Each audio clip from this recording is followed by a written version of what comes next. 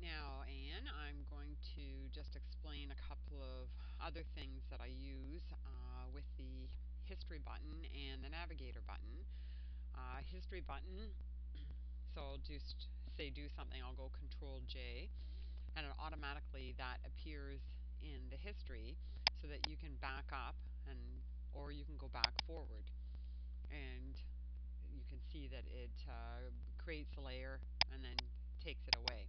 So anything that you do, if I say decided to take this and fill with some paint and that, and I said, oh, that's not right, and then I can just back it up.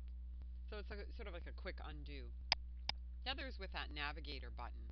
And this red line represents everything that is being seen at the present time in the picture. If I zoom in with that Control plus key, so I'll go Control plus, and I say I wanted to work on this dog's eye. I mean, I could do it several ways. Is I could use these slider buttons, the window slider buttons, but then it's kind of hard to get it zeroed in.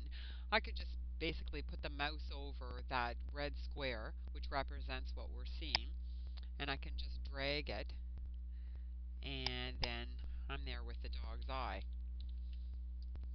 Then I can turn around and work on that dog's eye. Okay, I'm going to go back out again.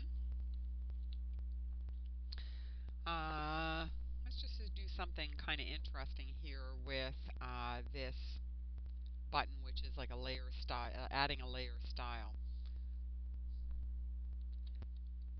So before we do that, what we're going to do is we're going to open up a new project. So we're just going to go to New, and this is a fairly small res picture. And what I'm going to do is I'm going to create a document that's about 1500 pixels by around 1500 pixels. 72-inch resolution is fine for what we need it. I can either choose the background color, which would be represent whatever background color is present here at the time. I can go to transparent, which then it's not going to show any colors in those pixels. But I'm going to choose white at this point. And I'm going to click on OK. And there I have a nice big white blank 15 by 1500 pixel document. Okay, so I've got two projects open.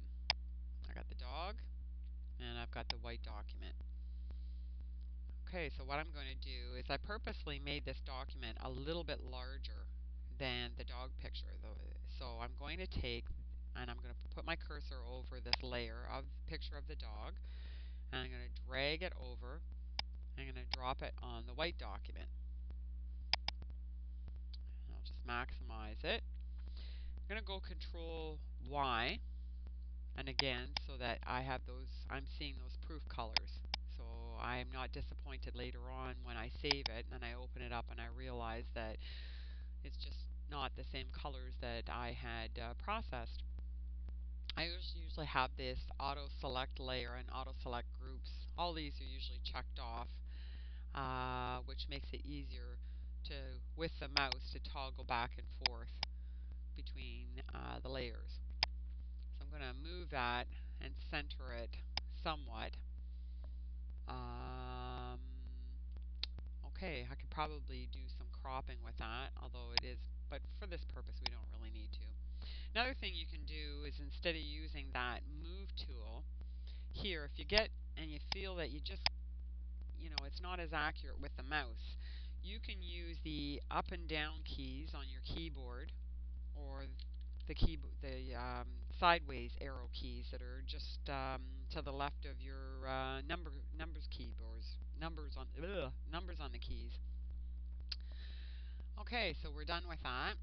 Now I'm going to add a layer style, and I could actually any one of these is going to open up that whole window that contains all of these different styles that I can apply to this picture. And in this case, I chose drop shadow, but whatever one I click on, I mean, it's going to put an arrow beside it, but it's also going to bring up all the options that I can. So I'm just going to go ahead and uncheck these, and we'll just work on the drop shadow for now. So I'll highlight drop shadow so it brings up that field. I'll sort of pull this off to the side a bit so I can see the picture and what's going on. I can change the radius of that shadow that's being created. Actually, let me bring that shadow up a little bit so you can see. And then if I drag this angle around, it's going to basically put that shadow wherever, at whatever angle I've chosen. So again, I pulled this distance. I can change the spread of that, and then I can just soften it a bit by changing the size. Other things that I can do is I can choose stroke and put a stroke around the picture.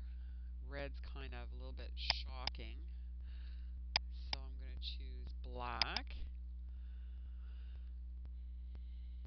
And then there I can choose the size of that stroke.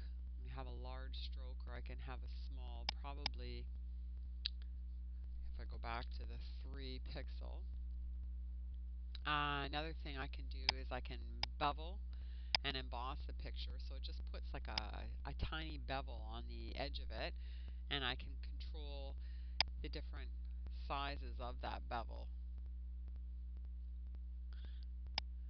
through these slider buttons. And again, you have to highlight so that it's blue, so that it'll bring up this field here where you can actually do the adjustments.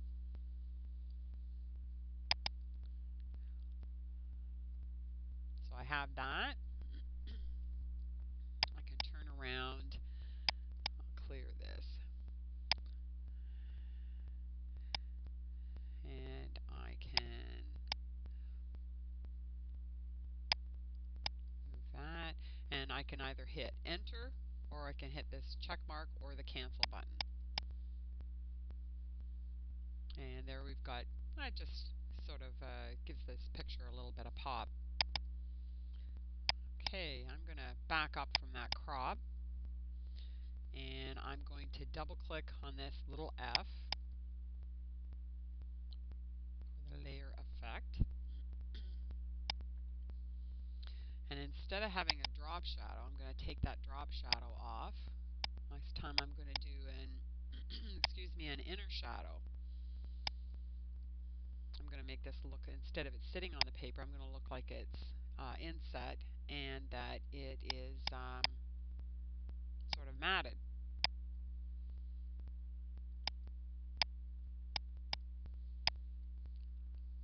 I don't think that stroke's going to show up anymore, or this bevel and emboss, because it's basically in behind. And then click OK. And actually, you know what, I could probably bring that up a bit, so I'm going to click it again.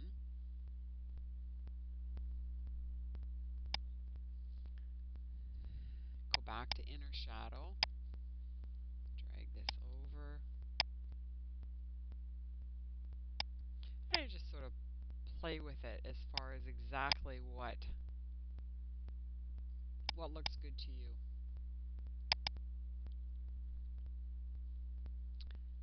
And there we have the dog in the thing. We can probably once again crop that out a bit. And I'm just going to hit enter this time on the keyboard. Now before I were to save that, I would go my Control Shift E.